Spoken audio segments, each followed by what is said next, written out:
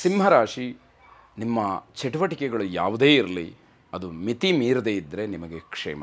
ಒಂದು ವೇಳೆ ನಿಮ್ಮ ಗೆರೆಯನ್ನು ದಾಟಿ ಮುಂದಕ್ಕೆ ಹೋದರೆ ಅದರಿಂದ ತೊಂದರೆಯನ್ನು ಅನುಭವಿಸಬೇಕಾದಂಥದ್ದಿದೆ.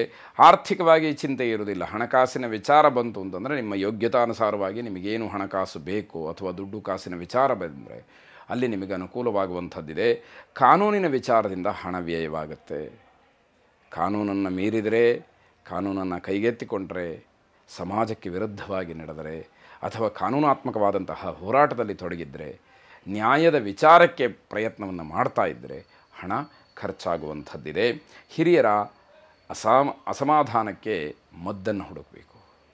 ಅಂದರೆ ದೊಡ್ಡವರು ನಿಮ್ಮ ಬಗ್ಗೆ ಯಾವ ವಿಷಯದಲ್ಲಿ ಅಸಮಾಧಾನಗೊಂಡಿದ್ದಾರೆ, ಅವರಿಗೆ ನಿಮ್ಮ ಬಗ್ಗೆ ಯಾಕೆ ಬೇಸರ ಆಗಿದೆ, ಅದನ್ನು ಸರಿಯಾಗಿ ತಿಳಿದು ಅದಕ್ಕೆ ಪರಿಹಾರ ಏನು ಅನ್ನುವಂಥದ್ದನ್ನು ಹುಡುಕಬೇಕು. ಅವರ ಮನಸ್ಸನ್ನು ಗೆಲ್ಲುವಂತಹ ಪ್ರಯತ್ನವನ್ನು ನೀವು ಮಾಡಬೇಕಾಗತ್ತೆ. ತಾಳ್ಮೆ ಇದ್ದರೆ ಎಲ್ಲವೂ ಕೂಡ ಒಳ್ಳೆಯದಾಗತ್ತೆ. ಎಲ್ಲಿ ತಾಳ್ಮೆಯನ್ನು ಕಳ್ಕೊಳ್ತೀರಿ, ಎಲ್ಲಿ ಅಸಮಾಧಾನ ಇರುತ್ತೆ, ಅಲ್ಲಿ ಯಾವುದೂ ಕೂಡ ನೀವು ಅಂದುಕೊಂಡ ಹಾಗೆ ಆಗದೇ ಇರತಕ್ಕಂಥದ್ದು. ಈಶ್ವರಾರಾಧನೆಯನ್ನು ವಿಶೇಷವಾಗಿ ಮಾಡಿ, ಈಶ್ವರನ ಪ್ರಾರ್ಥನೆಯನ್ನು ಮಾಡಿ ಶುಭವಾಗಲಿ. ಕನ್ಯಾ ರಾಶಿ, ನಿಮ್ಮ ಆರೋಗ್ಯದ ಮೇಲೆ ನಿಮ್ಮ ಭವಿಷ್ಯ ನಿಂತಿದೆ ಅಂತ ಹೇಳಬೇಕು. ಇದರ ಅರ್ಥ ಆರೋಗ್ಯಕ್ಕೆ ಹೆಚ್ಚಿನ ಆದ್ಯತೆಯನ್ನು ನೀಡಬೇಕು.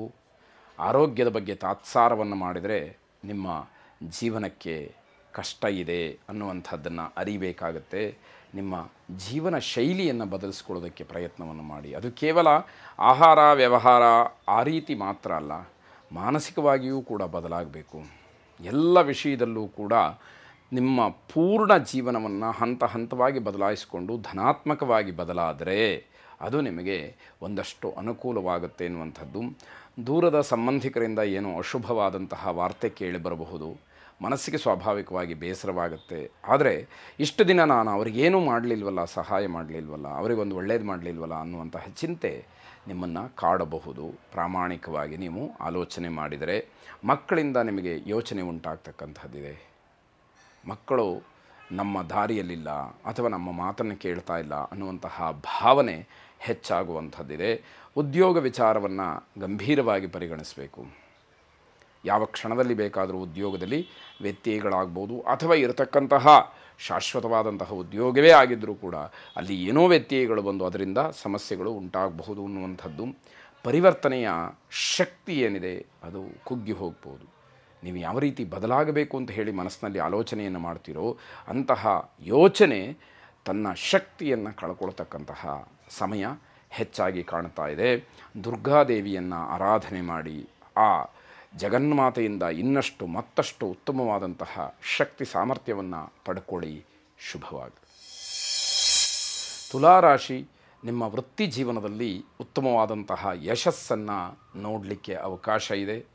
ಸ್ನೇಹಿತರಿಂದ ಒಂದಷ್ಟು ಸಹಾಯವನ್ನು ನೀವು ನಿರೀಕ್ಷೆ ಮಾಡಬಹುದು. ಸ್ನೇಹಿತರು ನಿಮಗೆ ಸಮಾಧಾನಕರವಾಗಿ ಬೆಂಬಲವನ್ನು ನೀಡ್ತಾರೆ ಅಂತಕ್ಕಂಥದ್ದು.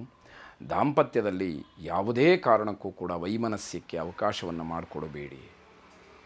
ಏನೋ ಮಾತುಗಳು ಬರಬಹುದು, ಯಾವುದೋ ವಿಷಯಕ್ಕೆ ಚರ್ಚೆಗಳಾಗಬಹುದು. ಆದರೆ ಪರಸ್ಪರವಾಗಿ ಅದನ್ನು ಹೊಂದಾಣಿಕೆ ಮಾಡಿಕೊಂಡು ಹೋದರೆ ಜೀವನ ಬಹಳ ಚೆನ್ನಾಗಿರುತ್ತೆ ಎನ್ನುವಂಥ ವ್ಯಾವಹಾರಿಕ ದೃಷ್ಟಿಯಿಂದ ಮಿಶ್ರ ಫಲವನ್ನು ನೋಡ್ತೀರಿ. ವ್ಯವಹಾರದಲ್ಲಿ ಆ ಮಿಶ್ರ ಫಲಕ್ಕೆ ಹೊಂದಿಕೊಂಡು ಸಮಾಧಾನ ಪಟ್ಟುಕೊಂಡು ಹೋಗಬೇಕಾದಂಥದ್ದು ಮುಖ್ಯವಾಗುತ್ತೆ. ವಿದ್ಯಾರ್ಥಿಗಳಿಗೆ ಬಹಳ ಶುಭವಾದಂತಹ ದಿವಸ ಇದಾಗಿದೆ. ನಿಮ್ಮ ಗುರಿ ಸಾಧನೆಯನ್ನು ಮಾಡುವಲ್ಲಿ ಯಶಸ್ಸನ್ನು ಕಾಣ್ತೀರಿ. ಅದಕ್ಕಿಂತ ಇನ್ನೇನು ಬೇಕು ಅನ್ನುವಂತಹ ಸಾರ್ಥಕ ಭಾವ ನಿಮ್ಮಲ್ಲಿ ಮೂಡುವಂಥದ್ದಾಗುತ್ತೆ. ಗೋ ಸೇವೆಯನ್ನು ವಿಶೇಷವಾಗಿ ಮಾಡಿ. ಶುಭವಾಗಿ. ವೃಶ್ಚಿಕ ರಾಶಿ, ನಿಮ್ಮ ಆರೋಗ್ಯದ ಬಗ್ಗೆ ಸ್ವಲ್ಪ ಮಟ್ಟಿಗೆ ಕಾಳಜಿಯನ್ನು ವಹಿಸಿ. ಆರೋಗ್ಯವೊಂದು ಚೆನ್ನಾಗಿದ್ದರೆ ಒಂದಷ್ಟು ಸಾಧನೆಗಳನ್ನು, ಒಂದಷ್ಟು ಒಳ್ಳೆಯ ಕೆಲಸಗಳನ್ನು ಮಾಡಬಹುದು ಅಂತಕ್ಕಂಥದ್ದು. ನಿಮ್ಮ ಆಲೋಚನೆಗಳು ಕೂಡ ಉತ್ತಮವಾದಂತಹ ರೀತಿಯಲ್ಲಿ ಕಾರ್ಯಗತಗೊಳ್ಳೋದಕ್ಕೆ ಅದು ಅನುಕೂಲವಾಗುವಂಥದ್ದು. ರಕ್ತ ಸಂಬಂಧಿ ತೊಂದರೆಗಳು ನಿಮಗೆ ಕಾಡಬಹುದು, ಅದನ್ನು ಗಮನಿಸ್ಕೊಳ್ಬೇಕಾಗತ್ತೆ. ತಾತ್ಸಾರ ಮಾಡುವಂಥದ್ದು ಬೇಡ ಅಂತ ಅರ್ಥ. ಮನಸ್ಸಿಗೆ ಆಘಾತವಾಗ್ತಕ್ಕಂತಹ ಸನ್ನಿವೇಶಗಳು ಉಂಟಾಗುವಂತಹ ದಿವಸ. ಕಾದು ಕಾದು ಮತ್ತೆ ಮತ್ತೆ ಅದೇ ವಿಚಾರಗಳು ಪ್ರಸ್ತಾಪಕ್ಕೆ ಮುನ್ನೆಲೆಗೆ ಬರುವಂಥದ್ದಾಗತ್ತೆ. ವ್ಯಾವಹಾರಿಕವಾಗಿ ಸಂಕಷ್ಟದಿಂದ ಮುಕ್ತರಾಗಬಹುದು. ವ್ಯವಹಾರದಲ್ಲಿ ಇದ್ದಂತಹ ಏನೋ ಅಸಮಾಧಾನ, ಅಸಂತೋಷ ಇದರಿಂದ ಹೊರಬರಲಿಕ್ಕೆ ಅವಕಾಶ ಇದೆ. ವಾದ ವಿವಾದ, ನಿಂದನೆ ಇತ್ಯಾದಿಗಳಿಗೆ ಒಳಗಾಗ್ತೀರಿ. ಯಾವುದೇ ರೀತಿಯ ವಾದ ವಿವಾದಗಳು ಬೇಡ ಅಂತ ಅರ್ಥ. ಕೆಲಸದ ದೃಷ್ಟಿಯಿಂದ ಸ್ಥಳ ಬದಲಾವಣೆಯ ಸೂಚನೆ ಇದೆ. ನೌಕರಿಯ ದೃಷ್ಟಿಯಿಂದ ಅದನ್ನು ಸರಿಯಾಗಿ ಗಮನಿಸಿಕೊಂಡು ನಿಮಗೆ ಅನುಕೂಲ ಇದೆ ಅನ್ನೋದಾದರೆ ಮಾತ್ರ ಅದಕ್ಕೆ ಸ್ಪಂದಿಸ್ತಕ್ಕಂಥದ್ದು ಒಳ್ಳೆಯದಾಗಿರುತ್ತೆ. ಸಾಯಿಬಾಬಾರನ್ನು ವಿಶೇಷವಾಗಿ ಪ್ರಾರ್ಥನೆ ಮಾಡಿ